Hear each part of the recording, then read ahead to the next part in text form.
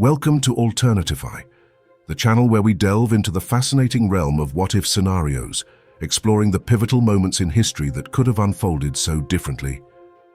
Today, we journey back to a year etched into the annals of time, 1588. It was a year that saw a colossal fleet, the Spanish Armada, sail towards England, poised to reshape the destiny of nations. But what if the dice had fallen differently? What if the Spanish Armada, against all historical odds, had succeeded in its grand invasion? This isn't just a historical curiosity, it's a thought experiment that unravels the very fabric of our modern world. We'll explore the immediate aftermath of such a triumph, the seismic shifts it would have caused across Europe and the Americas, and how it might have irrevocably altered the world we inhabit today. At Alternatify, our purpose is to reimagine history, not just for entertainment, but to truly understand the profound fragility and interconnectedness of past events. To truly grasp the magnitude of a Spanish victory, we must first understand the historical reality of 1588. Europe was a powder keg of religious and political tensions, with two formidable powers at its heart. On one side stood Queen Elizabeth I, the Protestant monarch of England, a nation increasingly asserting its independence and naval prowess.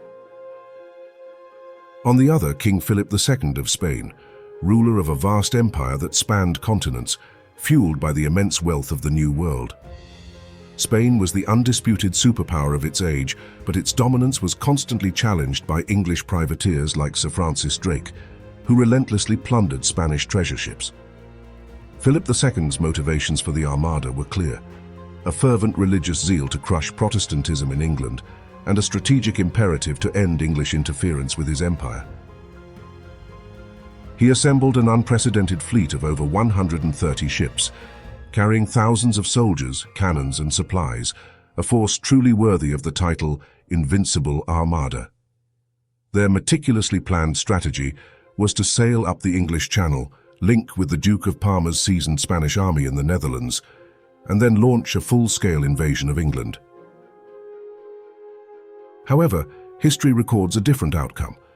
The English, with their smaller, more maneuverable ships and innovative tactics like fire ships, harried the Armada relentlessly.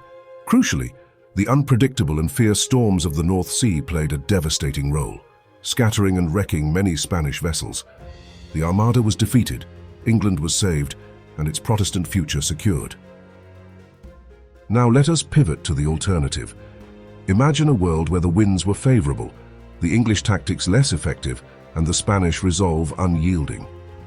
The Armada, against all odds, successfully lands a significant force on English soil, perhaps in East Anglia or even closer to London. The English army, largely a militia force, would have been woefully outmatched in terms of training, resources, and experience against Philip's veteran troops. London, the heart of the kingdom, falls swiftly. Queen Elizabeth I is either captured, forced to flee, or worse. England, once a beacon of Protestant defiance, is now subjugated. A Catholic monarch, a puppet of Spain, is installed on the throne, marking the end of the Tudor dynasty and the beginning of a new Spanish-dominated era. The immediate aftermath would be nothing short of a religious and political earthquake. The English Reformation would be brutally reversed, Protestantism suppressed, and Catholic doctrine rigorously enforced. The dreaded Spanish Inquisition, with its notorious methods of persecution, would undoubtedly be established in England, targeting dissenters and heretics. The vibrant Elizabethan cultural and intellectual ferment, the age of Shakespeare and Marlowe, would be stifled, perhaps even extinguished, as artistic expression became subject to strict religious and political censorship. England would cease to be an independent kingdom, instead becoming a Spanish province, ruled by a viceroy appointed from Madrid. The English Parliament, a nascent institution of democratic representation, would be dissolved, its laws and customs replaced by Spanish decrees. Even the English language itself might be relegated to a secondary status, with Spanish becoming the language of power, administration, and high culture. The ripples of a Spanish victory in 1588 would extend far beyond England's shores, reshaping the entire global landscape. In the Netherlands, the ongoing Dutch rebellion against Spanish rule would be crushed decisively. Without English support and with Spain's newfound dominance, the Dutch Golden Age, a period of immense economic, scientific and artistic flourishing, would simply never occur. The Netherlands would remain firmly under Spanish control, its burgeoning maritime power stillborn. France, already a rival to Spain, would find itself completely surrounded by Spanish power. With England and the Netherlands under Philip's thumb, France's rise as a major European power would be significantly delayed, if not entirely prevented. The balance of power in Europe would be irrevocably tilted, with Spain as the undisputed hegemon. The impact on the Americas would be even more profound. The Spanish Empire, already vast, would become unimaginably dominant. English colonial ventures, such as the settlements of Jamestown and Plymouth, would never be established, or if attempted, would be swiftly overwhelmed by Spanish forces. The entire North American continent, from the Arctic to the Tierra del Fuego, would fall under Spanish influence. The Americas would be dominated by Spanish language, culture and institutions, with little to no English-speaking presence. The United States as we know it, a nation founded on principles of English common law and Protestant descent, might never exist. Its very formation, its cultural bedrock, would be fundamentally altered. Global trade and exploration would also follow a vastly different trajectory. Spain would become the undisputed master of the seas, its galleons sailing unchallenged across the Atlantic and Pacific. The English East India Company, a cornerstone of British imperial expansion and global trade, would never be established, altering the course of Asian commerce and colonization. The entire age of exploration, instead of being a competitive race among European powers, would become a Spanish monopoly, shaping the world's maps and trade routes in ways we can barely imagine. While the immediate consequences of a Spanish victory seem dire for England, it's crucial to consider potential, albeit unexpected, benefits that might have emerged from such a radical shift. In the short term, a unified Europe under Spanish hegemony might have led to a period of greater political stability, potentially reducing the frequency and scale of the devastating religious wars that plagued the continent for centuries. With one dominant power, the constant jockeying for supremacy might have been curtailed. Culturally, a Spanish-dominated Europe could have fostered a different kind of exchange. Instead of the Anglo-French cultural axis that largely defined later European history, we might have seen a stronger influence of Spanish, Italian, and even Latin American cultures permeating the continent. Art, literature, and philosophy would have taken on a distinctly Iberian flavor. In the Americas, Spanish colonial practices, while often brutal, did differ from later English models.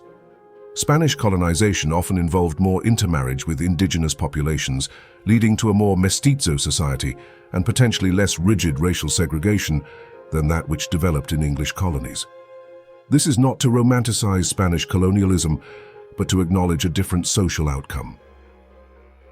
Furthermore, Spain was at the forefront of certain technologies and intellectual traditions during this period. A more integrated European continent under Spanish influence might have seen a different flow of scientific and technological advancements, potentially benefiting from Spain's leading position in navigation, cartography, and certain aspects of engineering. The world would have innovated, but perhaps along different lines.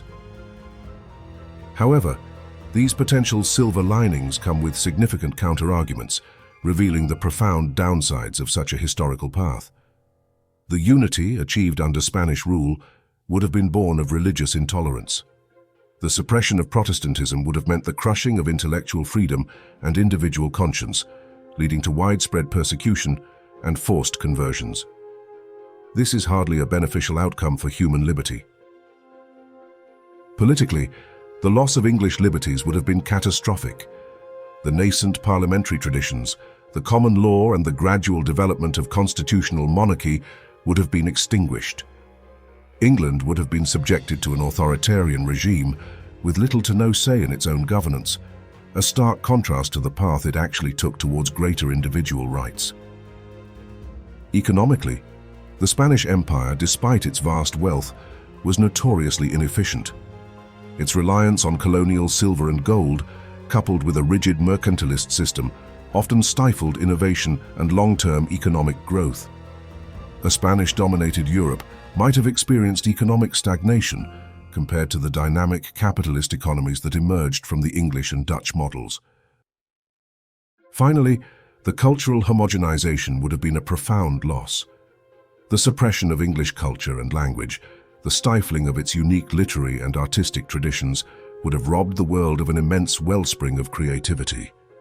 The rich tapestry of European cultures would have been diminished, replaced by a more uniform Spanish-centric identity.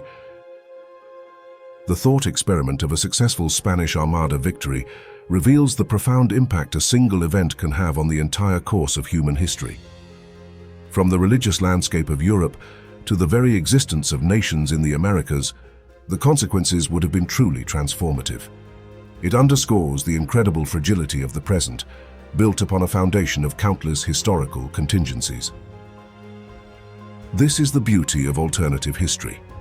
It forces us to confront the delicate balance of forces that shaped our world, reminding us that nothing was predetermined. It encourages us to look at the past not as a fixed narrative, but as a series of choices, chances, and near misses. What do you think would have been the most significant consequence of a Spanish victory? What would be the biggest change you'd notice in this alternate world? Let us know your thoughts in the comments below. If you enjoyed this journey into the what-ifs of history, please like this video, subscribe to Alternatify, and hit that notification bell so you don't miss our next exploration. We're always looking for new ideas, so feel free to suggest future topics. Remember, history is not predetermined. Keep questioning, keep exploring, and keep imagining.